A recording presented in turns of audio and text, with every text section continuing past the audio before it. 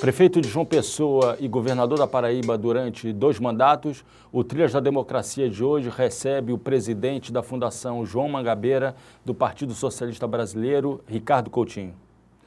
Ricardo, seja bem-vindo ao Trilhas da Democracia.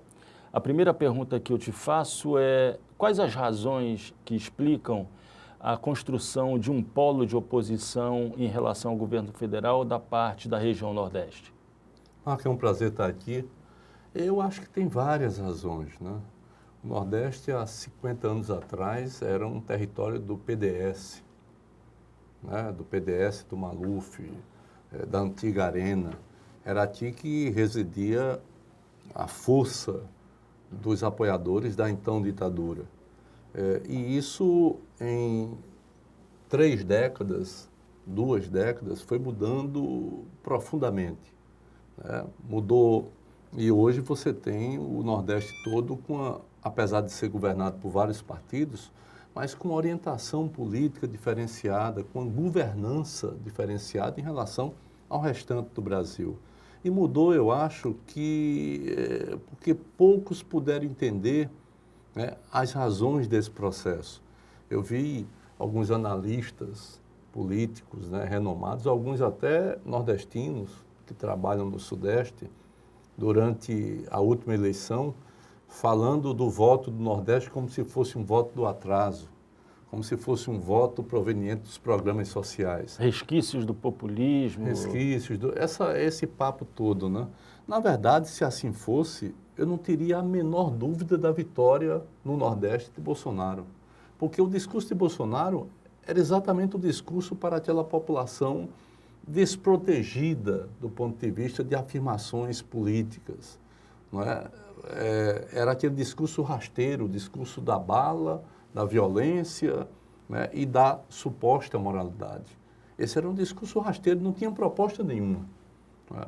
E essa região, que tem problemas, uma região com 80% do seu território no semiárido, uma região que depende da água, e a água durante todo o trajeto, toda a história do Nordeste foi um instrumento de troca eleitoral, né? Uma lata d'água valia muitos votos aqui dentro, e isso foi o que assustou profundamente as antigas oligarquias, que perderam o poder a partir da chegada, né, da chegada nos anos 2000, do governo do presidente Lula. O presidente Lula teve uma participação importantíssima, não apenas por conta do Bolsa Família, não é por conta disso, é porque deu ao Nordeste, seja com SUAP, que já vinha de muito tempo, mas houve um incremento importante, seja com o Porto de Pecém, lá no Ceará, seja com a Transnordestina, seja com a transposição de São Francisco, deu ao Nordeste grandes investimentos, né, estruturantes, que fizeram com que a população ficasse menos dependente, né, do político de ocasião.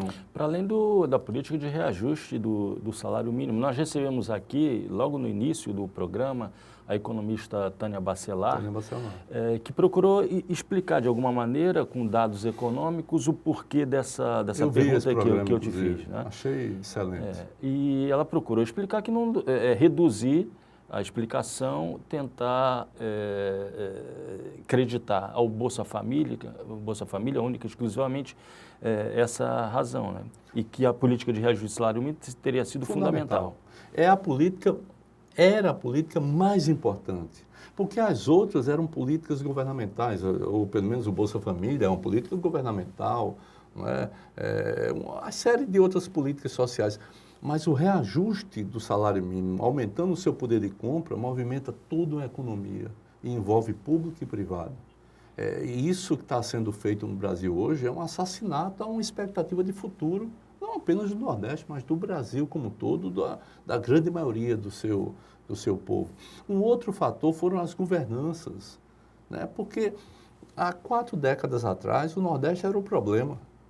Uma crise como essa que a política fez eclodir no país, em busca de se derrubar um governo, né? Uma crise como essa teria quebrado em várias partes do Nordeste, se fosse naquela lógica anterior, antiga, daquelas governanças sempre dependentes do poder central, não é? Observe que os melhores superávites, né, de equilíbrio fiscal, que os economistas gostam muito, né, que o liberalismo gosta muito, mas estão aqui no Nordeste, bem como as melhores governanças. Quem é que tem o maior percentual de estudantes no ensino integral do Brasil? Pernambuco, depois Paraíba, depois Ceará, depois Piauí. Observe que 4 estados do Nordeste concentram praticamente 80%, 85% do percentual de estudantes com ensino integral, que eu reputo como uma política essencial num Brasil de tanta violência e de tanta desesperança para o jovem. É a juventude que está na violência. Então, eu vi e participava de um debate onde uma professora dizia, não, mas aí você retirar o estudante do convívio com a família, não se retira, às vezes não tem nem família, às vezes não tem nem convívio, né? Você tem uma realidade que é preciso recuperar uma defasagem anterior em relação ao ensino, né, proveniente dos longos anos do ensino público, para poder dar a esse jovem no ensino médio a perspectiva e a capacidade de disputar em mercado, essa é a palavra correta, em pé de igualdade com quem vem de uma escola particular, com quem teve uma outra formação. Então, essa é uma política que eu acho fundamental. E o Nordeste sobressai. Aquela polêmica que o presidente da República fez com o governador Paulo Câmara sobre o 13º do Bolsa Família, que é de uma, com todo respeito, mas é de uma idiotice muito grande, você ficar batendo boca, procurar bater boca, desqualificar um governador, isso eu nunca tinha visto, né? Mas desde 2011 a Paraíba paga um abono natalino, desde 2011, com recursos próprios, nós pagamos, né? Depois Pernambuco pagou. Aí depois veio, e só para esse ano, a medida provisória fala só nesse ano, o governo federal. Ou seja, você tem uma série de boa prática de governança que fez com que a população se referenciasse nos governos do Nordeste, repito, dos mais variados partidos, né? E também se referenciasse no governo do presidente Lula, e também do governo da presidenta Dilma, porque apesar de não ter sabido vender, entre aspas, as coisas, mas foi o governo que mais investiu em recursos hídricos, né? Em recursos hídricos, que para nós talvez seja a principal política pública, foi exatamente o governo da presidenta Dilma, com os seus defeitos e acertos, mas isso é uma verdade, compreendeu? E eu penso que isso e muito mais coisas justificam essa posição meio que unitária, uniforme do Nordeste. E governador, todos esses elementos que você acabou de apresentar aqui, facilitaram essa aproximação com vistas à construção do consórcio Nordeste? Eu não tenho a menor dúvida. O Nordeste, culturalmente, né, economicamente, socialmente e culturalmente, o Nordeste tem uma identidade muito forte. E é preciso explorar isso. É preciso compreender que o Caribe está ali, por exemplo, né? Por exemplo, e que todo mundo fala no Caribe, recebe 10 vezes mais turistas que o Brasil inteiro, turistas estrangeiros, né? E o Nordeste é um Caribe com muito mais coisas, com um patrimônio histórico, né? Com serras, com uma geografia que oferece muito mais alternativas e oportunidades, né? O Nordeste tem políticas públicas que podem naturalmente serem utilizadas para que você tenha uma uniformidade da venda, novamente, entre aspas, desse produto Nordeste ou então na melhoria da prestação de serviços públicos. Então, eu penso que essa região ela tem o dever, independentemente de quem quer que seja o presidente, né? Eu acho que o Nordeste precisa extrair mais coisas positivas dessa unidade que ele tem. E é uma unidade extremamente importante para o Brasil. Existe uma consciência da parte do conjunto dos governadores de que o consórcio não deve se restringir apenas a essa, uso também as aspas que você usou, a venda do produto Nordeste, que é necessário uma ênfase nas políticas públicas, uma tentativa de estabelecer uma relação de complementaridade com aquilo que o governo federal vem retirando em termos de direitos e garantias sociais? Olha, eu deixei o governo há um ano, né? Há um ano atrás, então eu não tive encontro com diversos governadores, troco ideias, né? Eu não posso dar essa resposta em nome deles.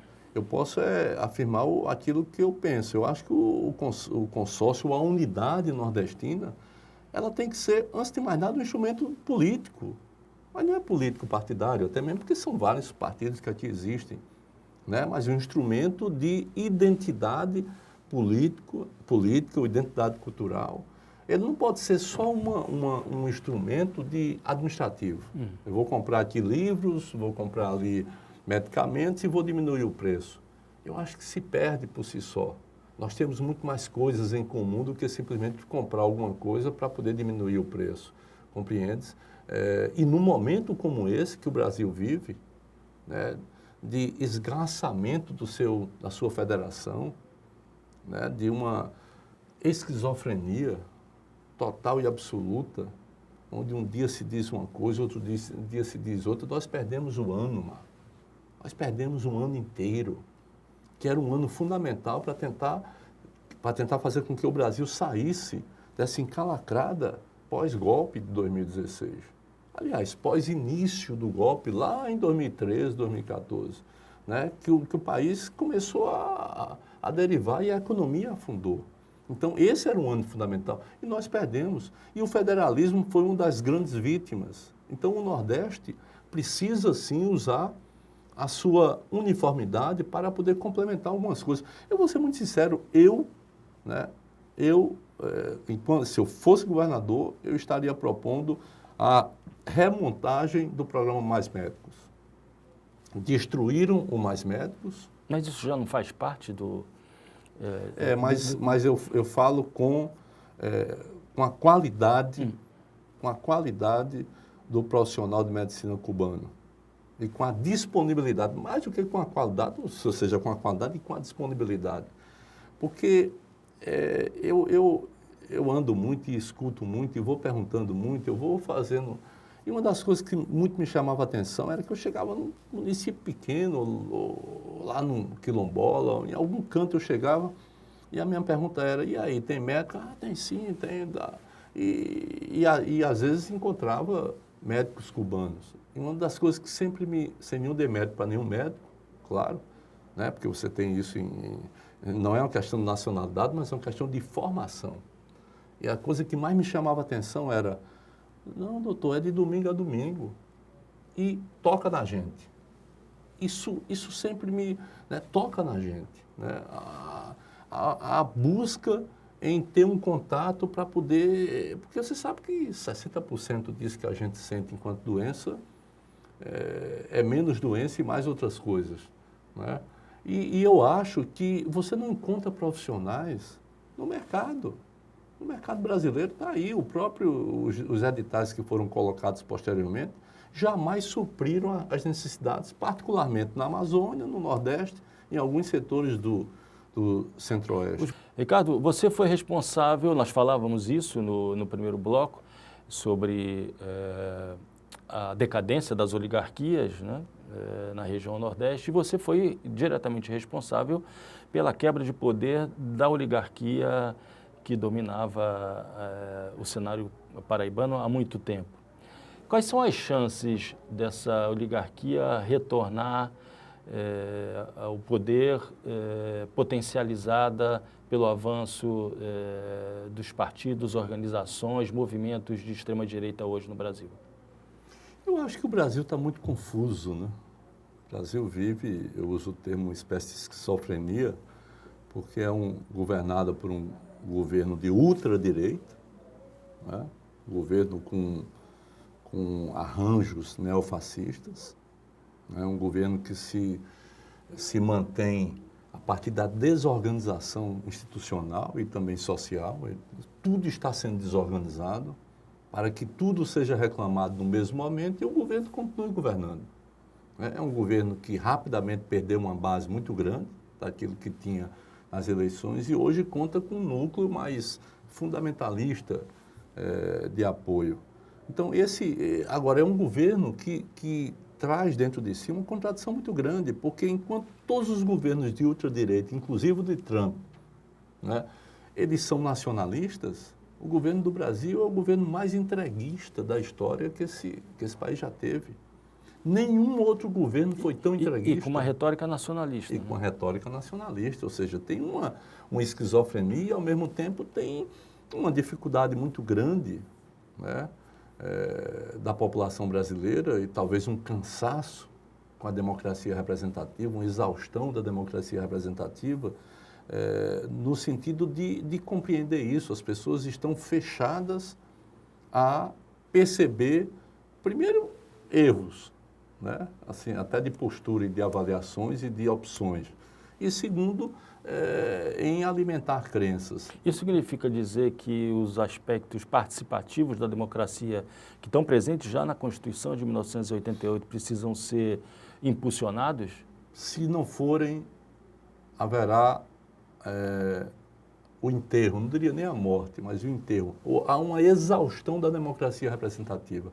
Esse modelo de você dar um cheque em branco para alguém durante 4 anos, esse modelo, ele não responde mais aos novos tempos. Primeiro porque a onda globalizante, né, criou um poder muito maior do que os poderes nacionais, muito maior do que os poderes dos Estados-nação, que é exatamente o sistema financeiro dominando todos. E o sistema financeiro não tem pátria, né? Ele está ali acima, tirando cada vez mais das nações, tirando cada vez mais da economia, né, popular, e esse custo indo para quem produz cada vez mais. E você percebe que isso faz com que cada governante que se elege em qualquer país, ele se elege, sei lá, com 60%, 70%, com 3 meses ele passa a ter 30%, porque ele não tem os instrumentos capazes de fazer as mudanças, principalmente na área da economia. Então, essa exaustão da democracia representativa, ela tem, para ela ser salva, no meu entender, é preciso fazer com que os outros mecanismos de participação da população estejam presentes, não apenas só o voto. Mas para isso seria necessário uma rearticulação, um retorno da ação dos movimentos sociais que hoje no Brasil se encontram, e eu falo de movimentos sociais do campo democrático, né? Se encontram bastante muito fragilizados, né? E perseguidos, acuados pelo atual governo. Eu tenho uma experiência que nasceu muito da ousadia, por exemplo, os orçamentos democráticos, né, participativos, coletivos, eles sempre foram feitos em municípios. Eu fiz em João Pessoa, mas só que quando eu assumi o governo do Estado, naquela conjuntura de você ter um Estado sempre governado por oligarquias, um Estado que funcionava para poucos, um Estado que não tinha ousadia em romper algumas coisas, porque não interessava quem governava, né, eu percebi que eu tinha que acumular poder fora do campo da política institucional. Senão eu estaria derrotado. O governador insistindo nessa questão da crise da democracia representativa. Você tem a sua vida vinculada a partidos políticos do campo democrático popular. Não é? A forma partido encontra-se em crise? Sem dúvida, eu acho que está tudo em crise, inclusive os partidos. Agora, os partidos estão em crise porque eles se acomodaram muito. Nenhum partido fez um processo de ressurgimento, de rediscussão, de renascimento. Eu participei há poucas semanas de um evento do PSB chamado Autorreforma. Nós estamos começando a discutir tudo, desde o programa ao manifesto, que é de 1947, não para negar o socialismo, não para negar a democracia, mas para atualizá-la. Afinal, o mundo em 1947, as relações, por exemplo, do mundo do trabalho, que é a nossa base, a base de existência dos partidos populares, era completamente diferente. Hoje você tem um outro mundo, você tem 15 milhões de trabalhadores uberizados, de aplicativos, com bicicleta, com moto, com isso, com aquilo, ou seja, gente que nunca se encontra, gente que não forma um sindicato, que não sabe o que é e nem sente necessidade de um associativismo. Gente que se parar de produzir um dia porque está doente, não ganha nada.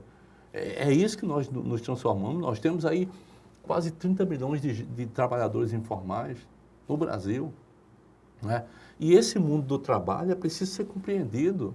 A própria democracia, a exaustão da democracia representativa, é preciso que os partidos remontem, né, particularmente com elementos da democracia participativa, para ressurgir, para dar gás, para dar energia nova ao processo da própria democracia representativa. O PSB está fazendo isso, nós vamos durante 1 ano e meio trabalhar essa temática com texto base para no Congresso do Partido em 2021 ter lá a atualização do manifesto, um novo programa e principalmente a busca de se ter um projeto nacional. Porque a nossa experiência, né, a experiência particularmente dos governos hegemonizados pelo PT, eu acho que faltaram 2 coisas. Uma, e foram os melhores governos que esse país já teve, mas faltaram 2 coisas. Uma era exatamente um projeto nacional, algo que articulasse as coisas. Você sabe que nos melhores anos do Brasil, 2003 a 2013, a participação dos importados na produção industrial passou de 16% para 24%. Isso significa 50%.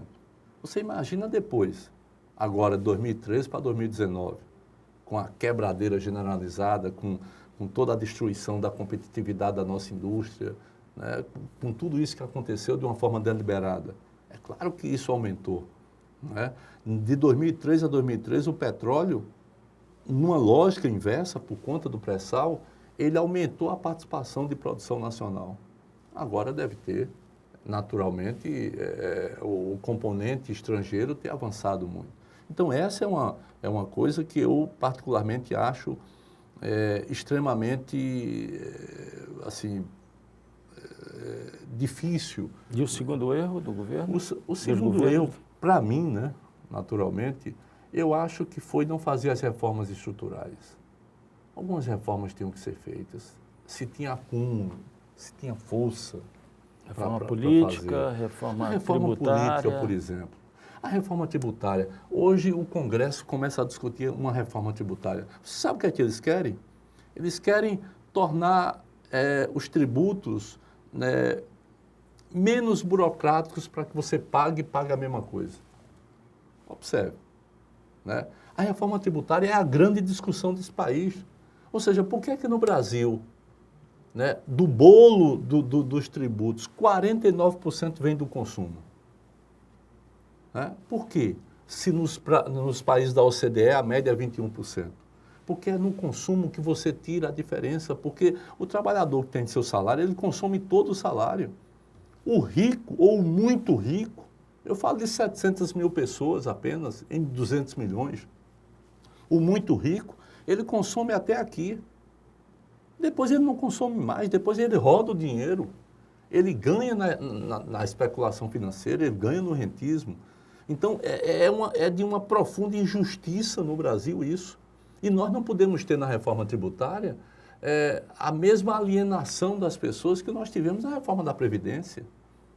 Né? Por exemplo, na reforma trabalhista, por exemplo, é preciso que os partidos... verdade, contra-reformas, né? As contra-reformas, exatamente. É preciso que os partidos transformem num bom português, num português popular, isso que está sendo discutido. Porque senão nós vamos perder, e vamos perder tudo, principalmente perder o acompanhamento da população a um tema tão fundamental. Então, a reforma tributária, ela tem que incluir, ela deve incluir no debate, e a população precisa perceber isso como é essencial para o presente e para o futuro. Primeiro, a diminuição desses impostos no consumo. Segundo, a ampliação dos impostos nas grandes fortunas, nos lucros, nos dividendos. Ou seja, essa parte, e nós temos uma proposta no Congresso, assinada pelos partidos de oposição, que diz claramente, a grande maioria, muito maior do que hoje, estará isenta. Uma parte menor do que essa pagará a mesma coisa. E 700 mil brasileiros, apenas 700 mil. Creme de la creme, a nata, pagará mais, porque precisa pagar mais. E aí é que nós vamos ver se esse pessoal que hoje fala em desigualdade econômica, porque está todo mundo falando hoje, né? Virou um consenso nacional de Pécio Arida, de todo mundo, a desigualdade econômica. Nós vamos ver na prática quem é que vai se alinhar com qual proposta. São duas propostas.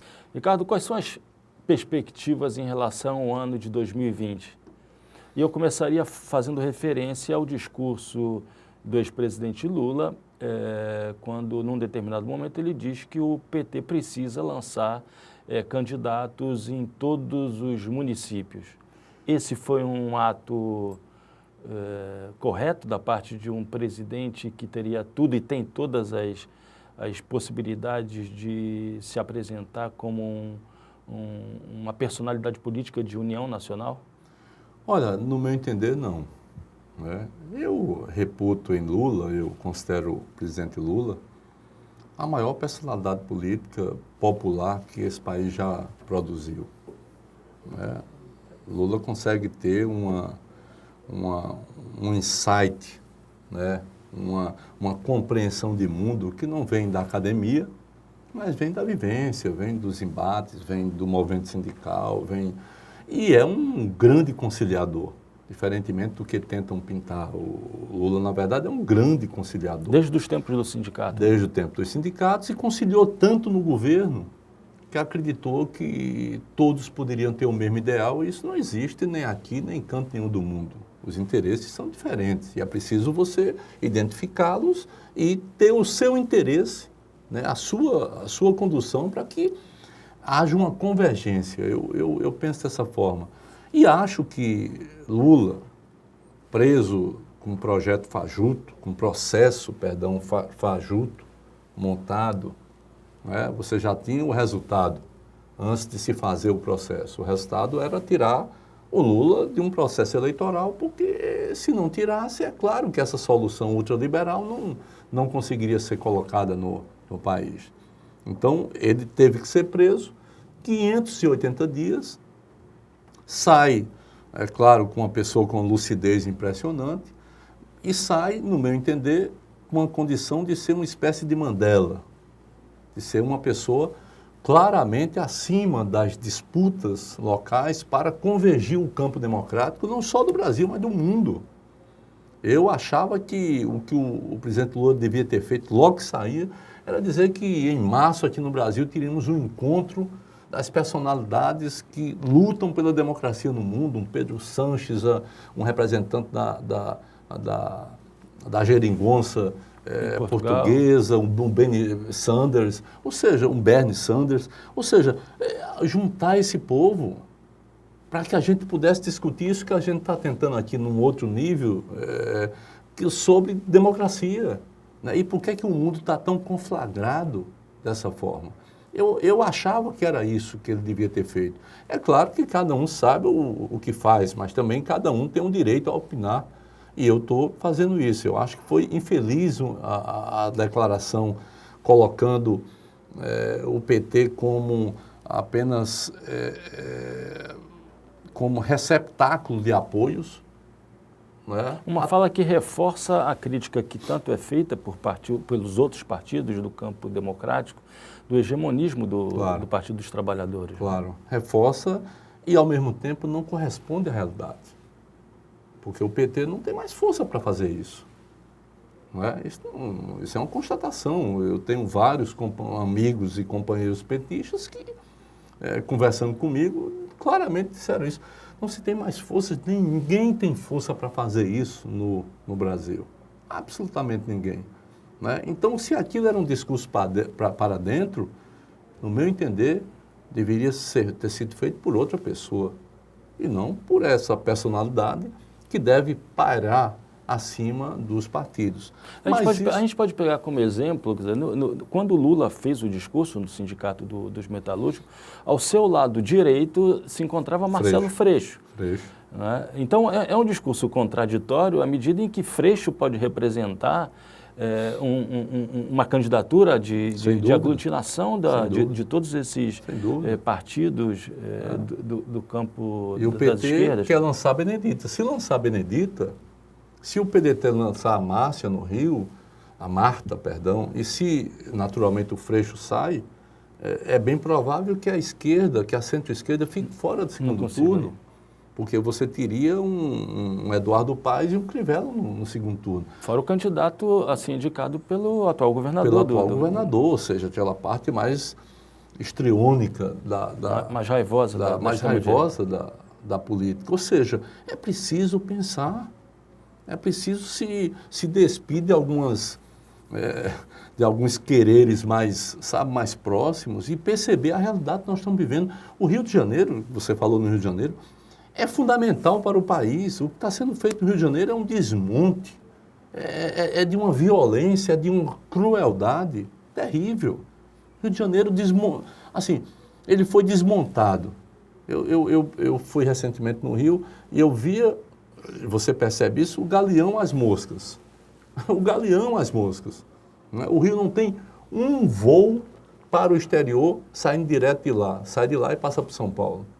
Ou seja, a nossa capital cultural, a ex-capital da República, ficou nisso e ficou dessa forma por conta da política. E hoje você tem um povo acuado nas favelas, perseguido nas favelas, e isso parece que está passando para São Paulo também. O exemplo maior da atuação do braço penal, do fortalecimento do braço penal do Estado, né? Sem dúvida, sem dúvida. E, ao mesmo tempo, no Rio de Janeiro é consolidado isso, o controle das milícias. Ou seja, é algo completamente fora do Estado de Direito. Então, recuperar isso é fundamental. Agora, como recuperar com a representação política que o Rio tem hoje? É por isso que a unidade do campo democrático, a unidade do campo da centro-esquerda é fundamental. É fundamental em Recife, né? Que é um desafio enorme. É fundamental em várias e várias grandes cidades brasileiras, eu penso. E os partidos têm que compreender, têm que ter maturidade para esse tempo que nós estamos vivendo. Não adianta blefar, não adianta posar de super alguma coisa e, na prática, não ter isso, porque a derrota será contundente.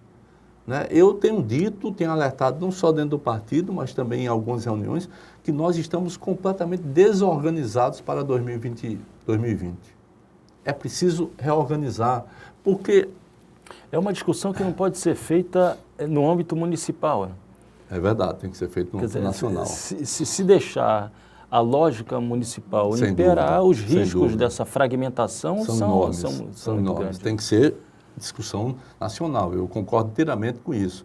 Né? E percebo que os canhões que atuaram em 2018, né, a mentira disparada eletronicamente, tecnologicamente, quer dizer, a mentira, as fake news, né? E o discurso da violência continuam intactos. É o mesmo discurso. Então, a ultradireita vai levar para os municípios o mesmo discurso. E nós ainda estamos discutindo se somos mais do que os outros, se a gente tem como controlar o Brasil. E não é assim que se faz. Os partidos têm que ter maturidade, eu acho que criar um conselho nacional, um comitê nacional, onde for possível, se faz composição. Se em algum momento, em alguma cidade não for possível, paciência. Mas você não pode destroçar o país numa corrida, no meu entender, irresponsável, para saber quem do campo da centro-esquerda vai eleger mais, até mesmo porque esse resultado é muito imprevisível. Ricardo, Ciro Gomes é uma carta fora do baralho dessa tentativa de concertação do campo de centro-esquerda? Eu acho que o PDT tem que estar dentro. Né? Não sei se Ciro quer. Aliás, eu não sei muita coisa do Ciro. Eu acho Ciro uma pessoa indiscutivelmente muito preparada, tem conhecimento sobre o Brasil, tem conhecimento sobre os nossos problemas, coloca algumas questões que vão muito além do que qualquer um outro partido coloca, particularmente o PT. Né? Se você for pegar o programa apresentado por Ciro em 2018, ele avança muito mais em algumas questões, né, do que o próprio PT avançou, não apenas no governo, mas também no programa. Né? A constatação dessa concentração de riqueza, né, o olhar sobre o sistema financeiro. Agora, política não é só isso. Né? Política não é só uma tese acadêmica. Política requer equilíbrio, requer construções, requer reconhecimentos. Nenhum candidato de centro-esquerda no país vai se afirmar, né, atacando uma base social que não é de um partido, mas é uma base que se identifica com o presidente Lula. Isso é indiscutível. Se você for lá em São João do Egito, São José do Egito, né, está lá, basta conversar, as pessoas reconhecem isso por vários motivos, e verdadeiros, né? Não é possível você estabelecer uma linha, né, onde o mal está ali. Que é isso que a direita tem feito e que, às vezes, Ciro Gomes também tem feito, né? O mal está ali, então vamos ali reforçar a criminalização daquele mal. Foi essa criminalização da política e de partidos que jogou o Brasil nessa vala, né, terrível que nós estamos presenciando. Nesse início de 2020, o PSB se encontra mais próximo da construção de uma aliança com o PT ou da construção de uma aliança com o PDT? Eu tenho defendido dentro do partido que ele faça todas as alianças possíveis e necessárias para formatar um campo. Discordo de alguns companheiros que ficam medindo respostas com o PT quer ser hegemonista e a resposta disso é negar a existência do PT. Isso é um erro. Não se nega a existência de um partido como o PT. O PT é responsável por vários avanços dentro desse país, por uma articulação em um tempo passado importante dos movimentos sociais, não é? Só que a base que de onde o PT nasceu, que era trabalho e associativismo, esse associativismo a partir dos tentáculos da Igreja Católica, as suas comunidades de base, né, e o trabalho com o movimento sindical, essas duas bases foram profundamente modificadas, que eram as bases dos demais partidos de esquerda, profundamente modificadas. O trabalho, a gente já conversou sobre isso, quer dizer, ele teve transformações profundas, né? A precarização do trabalho veio com uma forma intensa e esse associativismo, que era representado pela Igreja Católica, foi, sem entrar no mérito religioso, eu não discuto isso, mas foi substituído pelo individualismo da Igreja neopentecostal. Então, isso muda, por algum momento na nossa história, muda a percepção. E é preciso ter outros instrumentos. Os partidos de centro-esquerda não podem continuar ignorando a tecnologia da comunicação. É preciso ter uma capilarização maior. Senão vão ficar sendo vítimas da mesma política criminosa dos fake news.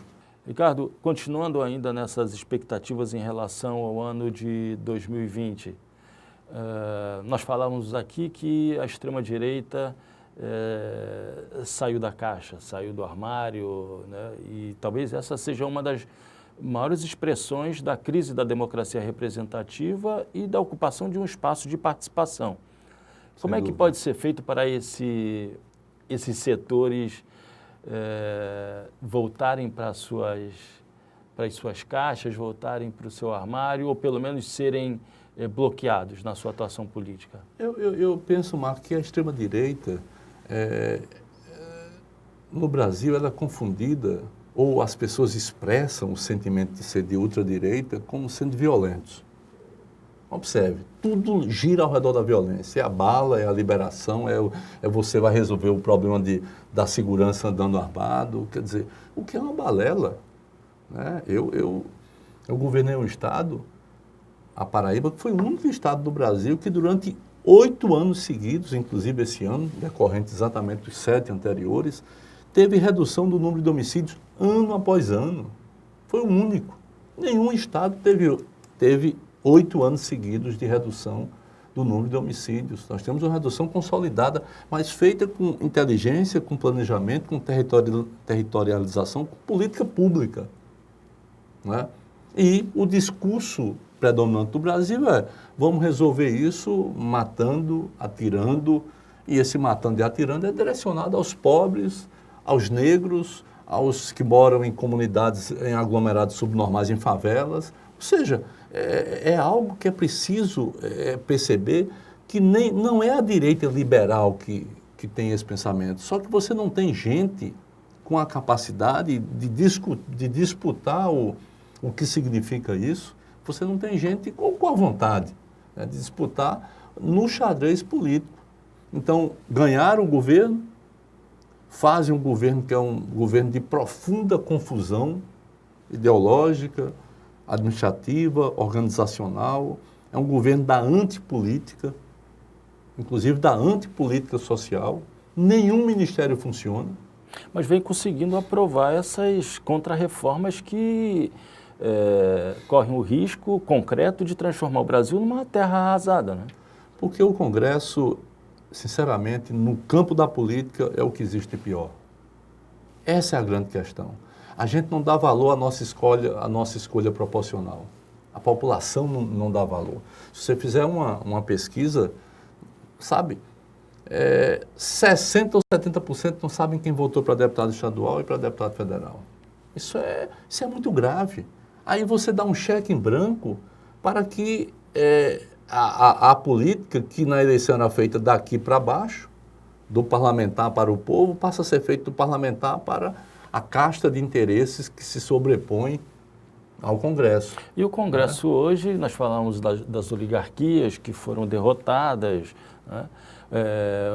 A Câmara dos Deputados e o Senado Federal são presididos por um deputado e um senador do DEM, né? Do antigo PFL, que tem suas origens no PDS. Essa não seria a vingança desses setores? Eu acho que expressa a correlação de forças interna, né?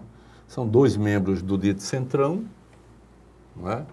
Que têm uma experiência parlamentar, mas que tiveram uma grande influência de uma base que foi eleita nessa esteira do discurso radicaloide, da violência, do falso moralismo. Enfim, o Brasil teve um tema único nas eleições, que foi exatamente isso. Não é? Ou seja, e essa base, que é a bancada da Bíblia, a bancada da bala, a bancada sabe, são bancadas identificadas com seus interesses. O que está acontecendo na Amazônia está acontecendo porque você tem uma pressão aqui, né, utilizada pelo presidente para substituir a floresta por pasto. Não tem coisa mais ignorante do que isso. Isso é de uma ignorância, isso é um crime. Né? Ricardo, há pouco tempo, Pedro Abrumovay escreveu um artigo bastante interessante, pegando como exemplo o ato de se cozinhar um sapo, para falar do processo de progressiva ofensiva autoritária no Brasil. Dizendo que se você coloca um sapo numa panela fervendo, o sapo pula. Mas se você coloca o sapo numa panela fria e vai esquentando aos poucos, ele suporta até o momento em que ele morre. E ele tentando comparar isso com a restrição à democracia, o avanço do autoritarismo no Brasil, que não seguiria mais aqueles casos clássicos do golpe militar, né, da saída dos tanques às ruas, mas a cada dia nós convivemos, nós presenciamos atos que vão representando isso, né? O fogo que vai aos poucos sendo elevado. Nós vivemos ainda no Estado de Direito Democrático ou ainda não nos demos conta de que alguma coisa diferente já se encontra entre nós? Alguma coisa diferente já se encontra entre nós, sem dúvida nenhuma. Né? A atuação de setores do judiciário, né? Que o STF agora tenta, no mínimo, reorganizar. E, no meu entender, tem que ter um ritmo maior, porque o avanço desses setores... Eu falo do sistema judiciário, do Ministério Público, né, as coisas que estão aparecendo em relação à República de Curitiba, do Ministério Público, são muito graves. Ninguém pode conviver com aquilo. Nenhum país democrático no mundo conviveria com um juiz como Sérgio Moro, que deixa de ser juiz, influencia a campanha e já estava conversado para ser ministro. Isso é algo que, quando você conta isso em qualquer país, eu tive recentemente pela Europa, conversando com partidos e com fundações e fazendo algumas palestras, é como se fosse uma piada. Compreendeu? Isso é impossível de ocorrer dentro de um Estado normalizado enquanto um Estado democrático de direito. Além disso, esse combustível da desagregação social, do discurso violento, está vindo de dentro das pessoas. As pessoas foram estimuladas a isso. Talvez a neurociência daqui a algum tempo justifique, explique, né, esse surto, essa catarse que ocorre, não só no Brasil, mas no mundo, né? Mas no Brasil isso foi muito expressivo. Eu acho que foi o grande laboratório que foi utilizado de um país enorme, né, com a economia grande, em um país desigual para poder retirá-lo. Agora, o mundo é feito, a dialética é essa, a dialética continua a existir, ainda bem, são ações e reações. Né? Você olha para a América tem uma reação. Né? Nunca, eu vou chamar centro-esquerda, porque os Estados Unidos têm uma... Né? Mas nunca a centro-esquerda foi tão forte nos Estados Unidos. Nunca propostas de taxação dos mais ricos tiveram tanta aceitação popular. Não é? Se você olhar para a Bolívia, foi necessário um golpe clássico, feito primeiro pelas polícias e pelas milícias, que lá também né? E depois o exército entrando. O discurso religioso também. O discurso religioso, né? Ou seja, no Equador, o presidente teve que voltar atrás com um tarifaço que deu, seguindo as regras, as exigências do ultraliberalismo dos Estados Unidos, mas voltou atrás, houve uma reação muito grande. Né? A Venezuela, com todos os seus defeitos, eu não morro de amores pela Venezuela, não vejo, tu compreendeu? Agora, o cara foi eleito, o cara ganhou uma eleição, e não cabe a nenhum país tentar interferir, não cabe a nenhum país fazer bloqueio para sufocar, né, uma população como um todo, mas mesmo assim não conseguem derrubar. A Argentina, você teve uma vitória expressiva de Alberto Fernandes, de Cristina Kirchner, né? No Chile você tem uma ebulição, uma convulsão social. Uma convulsão social, né? Onde até os governos de esquerda não conseguiram desconstruir a estrutura montada por Pinochet, pela ditadura militar. E esse foi um erro, né? E hoje estão sendo profundamente questionados. E no Uruguai, depois de 15 anos de um governo de frente ampla, um governo que fez coisas extraordinárias, não só no campo da economia, mas no campo dos costumes. No campo dos costumes, que a esquerda discursa muito sobre os costumes quando está na oposição, mas quando está na situação, né, se deixa remar pela dita maioria conservadora. Mas no Uruguai se fez muito isso, O Uruguai é um país que atravessou todos esses anos crescendo, com pleno emprego, né? E ao mesmo tempo com mudanças estruturais. E uma vitória apertada do centro-direita, né? E uma vitória apertada, você teve o surgimento da ultradireita com 9%, né? Ou seja, esse é um continente em disputa e é preciso que o Brasil, mais do que nunca, de uma forma organizada, entre nessa disputa. Não adianta nada fazer a disputa com a barbárie. Não adianta nada achar que sair quebrando a coisa aqui ou acolá vai resolver alguma coisa, porque vai dar apenas pano para as mangas, para a reação, né, geralmente violenta, que quem está no governo hoje planeja a todo momento com aquela garantia da lei e da ordem, a GLO.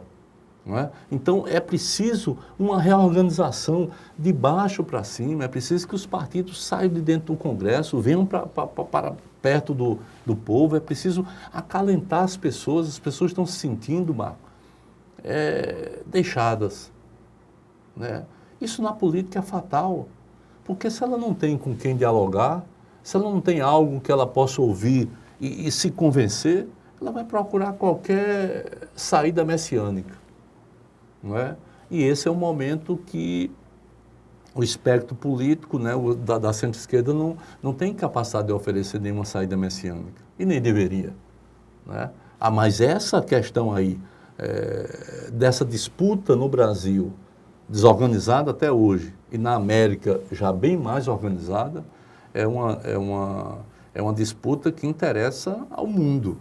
Né? É uma disputa que o mundo vê com olhos abertos, porque o surgimento da ultradireita, com outra formulação, mas com uma xenofobia muito grande, né? Ele tá acontecendo da Alemanha para o Vox na Espanha, que teve um resultado muito maior do que eles esperavam, né? Mas, ao mesmo tempo, você teve mais uma vitória do Partido Socialista e da Aliança, da coligação em Portugal. Previsões nesse Brasil de hoje são previsões muito difíceis, né? Eu posso falar sobre aquilo que eu gostaria que acontecesse, né? Eu sei que você tem um polo consolidado, que não é majoritário, mas é consolidado, e um polo aguerrido, que é esse polo formado por essas denominações que estão situadas no âmbito mais conservador, mais reacionário, que alimentam essa violência constante que o Brasil está vivendo. Esse polo vai estar lá junto, né?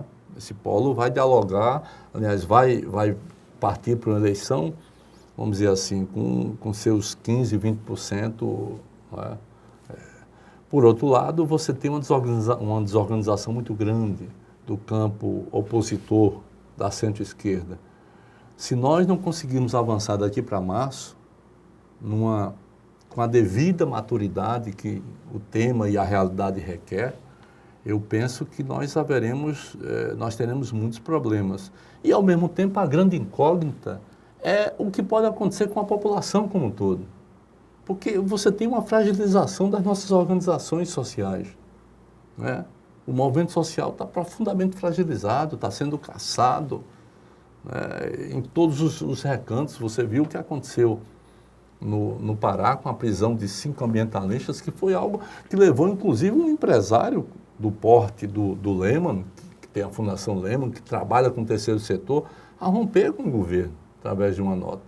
Ou seja, o Brasil, né, é algo que pode acontecer de tudo e até nada, né? Mas eu tenho muito medo, muito receio, né, das explosões decorrentes da falta de civilidade do governo federal, né, que acho que aposta nisso, claramente aposta no surto autoritário, claramente aposta num confronto para poder sair com soluções autoritárias. O STF escutar um deputado como o Flávio, como o Eduardo, né? Eu sempre confundo, não sei o que é senador, o que é o deputado, eu sei que o deputado falar em AI-5, né? E depois o ministro da Economia falar em AI-5. Ora, isso é um crime contra o Estado democrático. É crime, não há, né? Isso é uma espécie de cláusula pétrea. Não há essa capacidade. Você tem que punir. E como é que essas pessoas continuam, uma a ser deputado e outra a ser ministro? Ou seja, é a normalização do absurdo. É a história do sapo. Ele está normalizado com a água que vai esquentando lentamente. É a normalização que estão aplicando. Então, eu falo do AI-5, o outro lá fala, que é um recado para os empresários, né? O outro fala, e daqui a pouco todo mundo acha normal. Se banaliza o discurso. Se banaliza o discurso. Então, o STF me parece que precisa agir nisso. Não é em função de partido A, B ou C, não, mas é em função do resgate, da preservação do regime democrático. Ricardo, muito obrigado. Obrigado, querido. E o Trilhas da Democracia volta na próxima semana, sempre às terças, às 9h30 da noite, com reapresentação aos domingos, às 7 horas da noite. Até lá.